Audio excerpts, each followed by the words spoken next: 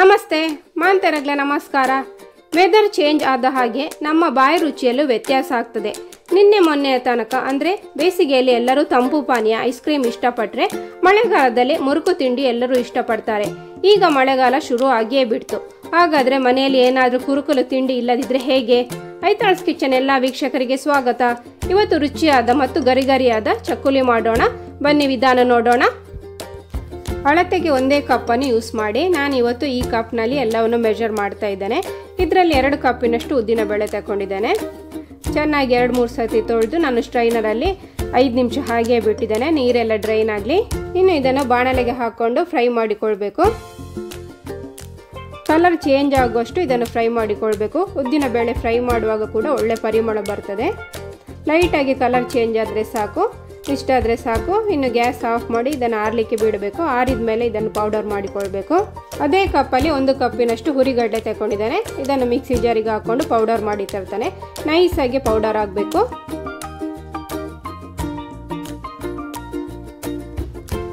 ಹುರಿಗಡ್ಲೆ fry ಮಾಡುವ ಅಗತ್ಯ ಇಲ್ಲ. ನೋಡಿ, ಈ ರೀತಿಯಾಗಿ ಫೈನಾಗಿ ಪೌಡರ್ ಆಗಲಿ.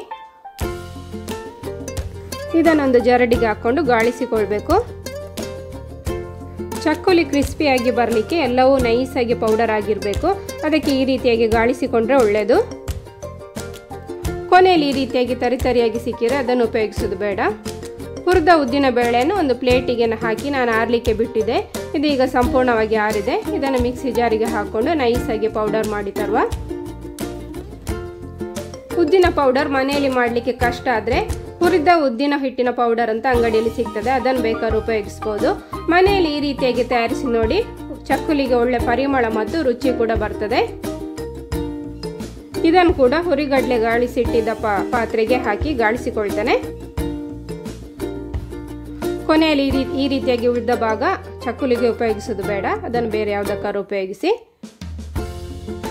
ಇನ್ನು ಇದಕ್ಕೆ ಅದೇ ಕಪ್ಪಲ್ಲಿ 4 ಕಪ್ಪಿನಷ್ಟು ಅಕ್ಕಿ ಹುಡಿ ಹಾಕೊಳ್ಬೇಕು. ಉದ್ದಿನ ಹುಡಿ ಎಷ್ಟು ಇದೆ ಅದರ ಡಬಲ್ ಅಕ್ಕಿ ಹುಡಿ ಹಾಕೊಳ್ಬೇಕು. ಇನ್ನು ಇದಕ್ಕೆ 1 ಟೇಬಲ್ ಸ್ಪೂನ್ ಅಷ್ಟು ಜೀರಿಗೆ, ಹಾಗೆ 1 ಟೇಬಲ್ ಸ್ಪೂನ್ ಅಷ್ಟು ಎಳ್ಳು ಹಾಕೊಳ್ತಾ ಇದ್ದಾನೆ. ರುಚಿಗೆ ಬೇಕಾದಷ್ಟು ಉಪ್ಪು, ಒಳ್ಳೆ ಪರಿಮಳಕ್ಕೆ ಅರ್ಧ ಸ್ಪೂನ್ ಅಷ್ಟು ಇಂಗಿನ ಹುಡಿ, ಹಾಗೆ 1 ದೊಡ್ಡ ಲಿಂಬೆ ಗಾತ್ರದಷ್ಟು ಬೆಣ್ಣೆ ಹಾಕೊಳ್ಬೇಕು. ಎಣ್ಣೆಯನ್ನು ಬಿಸಿ ಮಾಡಿ ಬೇಕಾದರೂ ಹಾಕ್ಕೊಳ್ಬೋದು, ಆದರೆ ಒಳ್ಳೆ ರುಚಿಯ ಚಕ್ಕುಲಿ ನಿಮಗೆ ಬೇಕಾದರೆ ಬೆಣ್ಣೆನೇ ಉಪಯೋಗಿಸಿ. ಬೆಣ್ಣೆ ಎಲ್ಲ ಕಡೆ ಚೆನ್ನಾಗಿ ಮಿಕ್ಸ್ ಆಗುವ ತನಕ ಒಮ್ಮೆ ಚೆನ್ನಾಗಿ ಕೈಯಲ್ಲಿ ಮಿಕ್ಸ್ ಮಾಡಿಕೊಳ್ಬೇಕು. ಆಮೇಲೆ ಇದಕ್ಕೆ ನೀರು ಹಾಕ್ಕೊಳ್ಬೇಕು. ಬೆಣ್ಣೆ ಎಲ್ಲ ಚೆನ್ನಾಗಿ ಮಿಕ್ಸ್ ಆದಮೇಲೆ ಸ್ವಲ್ಪ ಸ್ವಲ್ಪವೇ ನೀರು ಹಾಕ್ಕೊಂಡು ಕಲಸ್ತಾ ಬನ್ನಿ. ಮೊದಲಿಗೆ ಜಾಸ್ತಿ ನೀರು ಹಾಕೊಳ್ಳಿಕ್ಕೆ ಹೋಗಬೇಡಿ, ಸ್ವಲ್ಪ ಸ್ವಲ್ಪ ನೀರು ಹಾಕ್ಕೊಂಡು ಕಲಸ್ತಾ ಹೋಗಿ. ಆಗ ಪರ್ಫೆಕ್ಟ್ ಆದ ಡೋ ರೆಡಿ ಆಗ್ತದೆ. ನೀವು ಬೇಕಾದರೆ ಹದವಾಗಿ ಬಿಸಿ ಇರುವ ನೀರು ಬೇಕಾದ್ರೂ ಉಪಯೋಗಿಸ್ಬೋದು. ಹಿಟ್ಟನ್ನು ಜಾಸ್ತಿ ಗಟ್ಟಿಯಾಗಿ ಅಥವಾ ತುಂಬ ಮೃದುವಾಗಿ ಕಲಸಿಕೊಂಡ್ರೆ ಚಕ್ಕುಲಿಗೆ ಶೇಪ್ ಕೊಡಲಿಕ್ಕೆ ಕಷ್ಟ ಆಗ್ತದೆ. ಆದ ಕಾರಣ ಸ್ವಲ್ಪ ಸ್ವಲ್ಪ ನೀರು ಹಾಕ್ಕೊಂಡು ಪರ್ಫೆಕ್ಟಾಗಿ ಡೋ ರೆಡಿ ಮಾಡಿಕೊಳ್ಳಿ. ಈ ರೀತಿಯಾಗಿ ಸ್ಮೂತಾಗಿ ರೆಡಿ ಆಗಲಿ. 2 ನಿಮಿಷ ಇದನ್ನು ಮುಚ್ಚಿಡ್ತಾನೆ. ಚಕ್ಕುಲಿದು ಅಚ್ಚು ನಾನು ರೆಡಿ ಮಾಡಿಕೊಳ್ತಾನೆ. ಚಕ್ಕುಲಿ ಅಚ್ಚಿನ ಸುತ್ತ ಈ ರೀತಿಯಾಗಿ ಎಣ್ಣೆ ಸ್ಪ್ರೆಡ್ ಮಾಡಿಕೊಂಡ್ರೆ ಒಳ್ಳೆಯದು. ಇನ್ನು ಇದಕ್ಕೆ ಮೀಡಿಯಂ ಸೈಜ್ ಇದ್ದು ಚಕ್ಕುಲಿ ಅಚ್ಚನ್ನು ನಾನು ಫಿಕ್ಸ್ ಮಾಡಿಕೊಳ್ತೇನೆ. ಚಕ್ಕುಲಿ ಹಿಟ್ಟಿನ ಸ್ವಲ್ಪ ಭಾಗ ಈಗ ಇದಕ್ಕೆ ಹಾಕಿ ಚಕ್ಕುಲಿ ಮಾಡಲಿಕ್ಕೆ ರೆಡಿ ಮಾಡಿಕೊಳ್ತೇನೆ.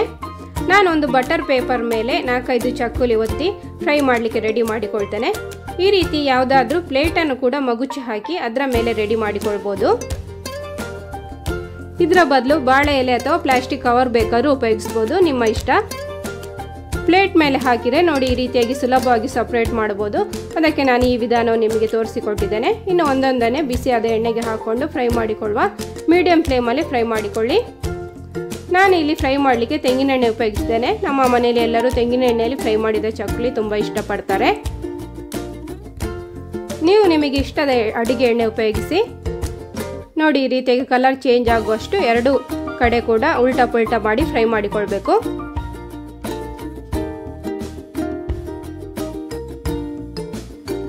ಎಲ್ಲ ಫ್ರೈ ಆದಮೇಲೆ ಕೊನೆಯಲ್ಲಿ ಸ್ವಲ್ಪ ಕರಿಬೇವನ್ನು ಕೂಡ ಫ್ರೈ ಮಾಡಿಕೊಂಡು ಮೇಲ್ಗಡೆ ಹಾಕಿ. ರುಚಿಯೂ ಜಾಸ್ತಿ ಆಗ್ತದೆ, ಪರಿಮಳ ಕೂಡ ಇನ್ನೂ ಜಾಸ್ತಿ ಆಗ್ತದೆ. ಒಂದು ಚಕ್ಕುಲಿ ತುಂಡು ಮಾಡಿ ತೋರಿಸ್ತಾನೆ, ನಿಮಗೆ ಗೊತ್ತಾಗ್ತದೆ ಎಷ್ಟು ಕ್ರಿಸ್ಪಿಯಾಗಿ ರೆಡಿ ಆಗಿದೆ ಅಂತ. ಈ ಮಳೆಗಾಲದಲ್ಲಿ ಖಂಡಿತ ಒಮ್ಮೆ ಟ್ರೈ ಮಾಡಿ ನೋಡಿ. ವಿಧಾನ ಇಷ್ಟ ಆದರೆ ಲೈಕ್, ಶೇರ್, ಕಮೆಂಟ್ ಮಾಡಿ. ಹಾಗೆ ಚಾನಲ್ ಸಬ್ಸ್ಕ್ರೈಬ್ ಆಗಲು ಮರಿಬೇಡಿ. ಇನ್ನೊಂದು ವಿಡಿಯೋದಲ್ಲಿ ಸಿಗೋಣ. Thank you. ಬಾಯ್.